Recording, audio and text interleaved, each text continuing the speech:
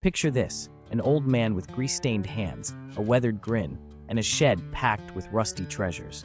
He stumbles upon a wild engine build online, something that promises smoke, fury, and more than a few singed eyebrows.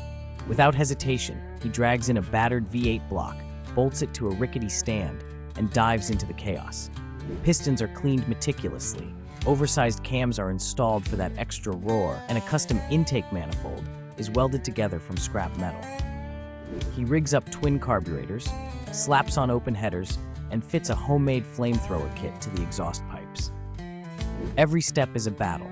Stripped bolts, flying sparks, and the occasional dropped wrench landing squarely on a toe. But the old man's patience and skill are legendary. When the big moment finally arrives, he pours in the fuel, double-checks the timing, and hits the ignition switch. The engine roars to life, shaking the walls, shooting blue flames from the pipes, and scattering stray cats in every direction. It's loud, wild, and completely unstoppable. In the end, the man stands back, wiping sweat from his brow, admiring his fire-breathing monster. A true rat rod engine built with sweat, skill, and a touch of madness.